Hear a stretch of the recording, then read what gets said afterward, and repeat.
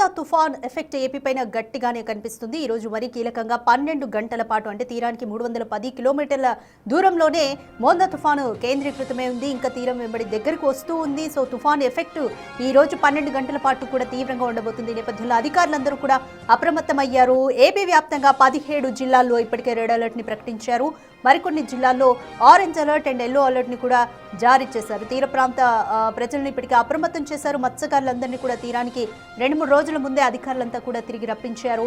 AP వ్యాప్తంగా అంతా కూడా ఎస్డీఆర్ఎఫ్, ఎన్డీఆర్ఎఫ్ 30 వరకు కూడా ఎన్డీఆర్ఎఫ్, ఎస్డీఆర్ఎఫ్ బృందాలు మోహరించాయి.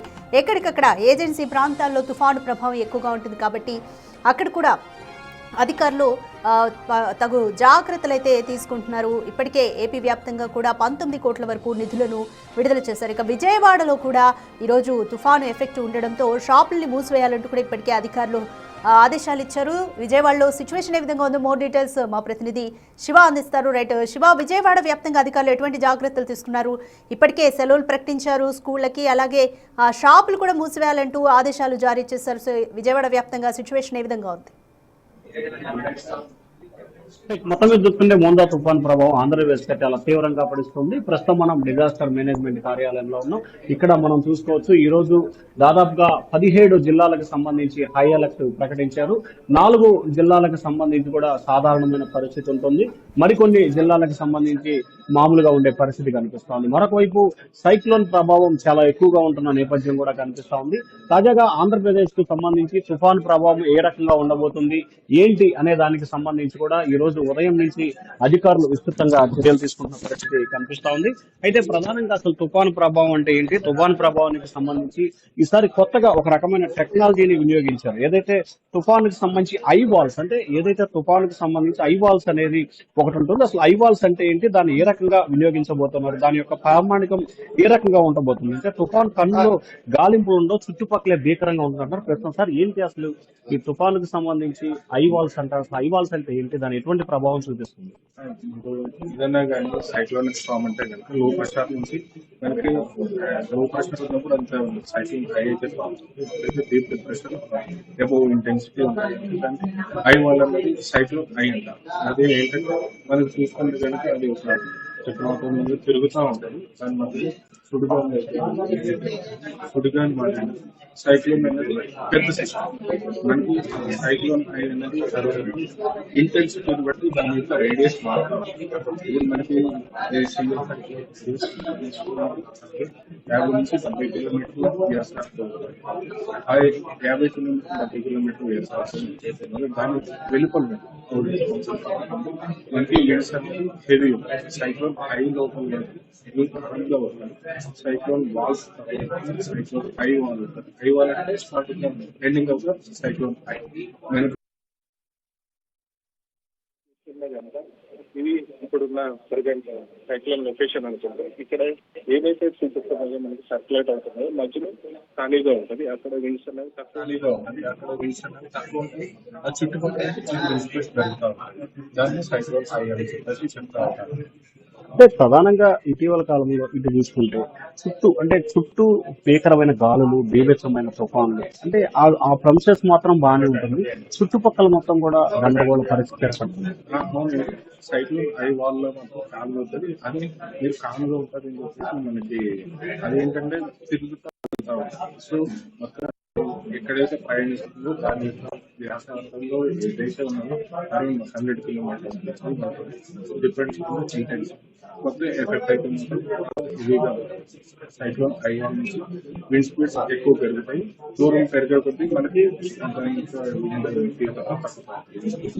ఈ ఐవాల్స్ కి సంబంధించి ఒక్కొక్క తుఫానికి ఒక్కొక్క ప్రభావితం అవుతుంది కదా. సో అంటే ఈ వ్యత్యాసం ఒక్కొక్క తుఫాన్ అంటే మొత్తం మీద ఒక్కొక్క తుఫానికి ఒక్కొక్క రకమైన ప్రభావితం, అంటే ఏ రకమైన ప్రభావితం చేయబోతుంది?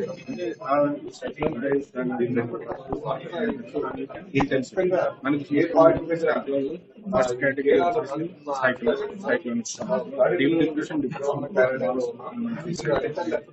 Cyclonic system. సైక్లోన్ హై అయితే సైక్లోన్ నుంచి క్లియర్ గా కనపడతా ఉంటుంది. Cyclone severe cyclone, extremely severe cyclone, super cyclone, ఇలా మంచి తీవ్రత పెరిగేందుకు దాని యొక్క intensity పెరుగుతూ ఉంటుంది. గాలులు తీవ్రత పడుతుంది. మళ్ళీ గాలులు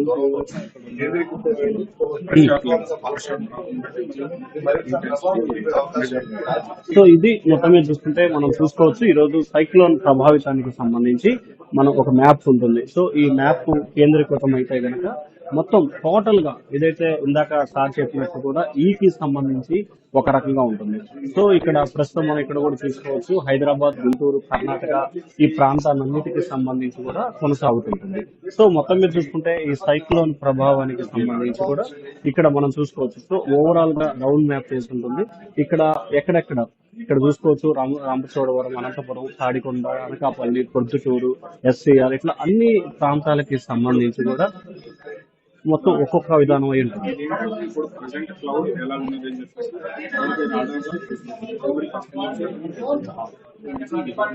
అప్డేట్ అవుతుంది. మళ్ళీ ఇక్కడ చూసుకుంటే ఎక్కడైతే చూసుకుంటే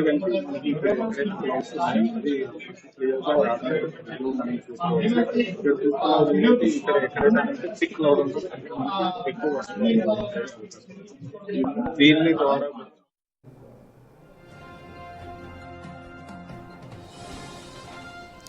రైట్, థ్యాంక్ యూ శివ.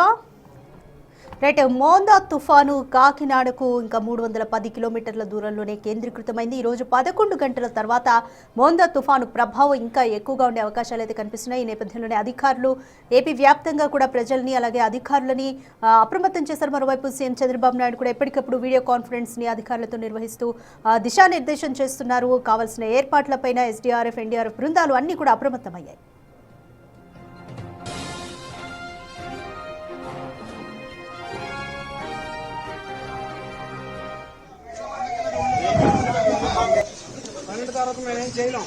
ఇదిగో ఈ రేకుల సెట్ అసలు ఉండదు కూడా మీరు వెళ్ళిపోండి. మీరు ఎవరు వంట చేసుకోవాల్సిన పని లేదు. భోజనాల ఏర్పాట్లు అన్ని కూడా అక్కడ చేయడం జరిగింది. దయచేసి అందరూ వెళ్ళిపోవాలి. మీకు ఆటో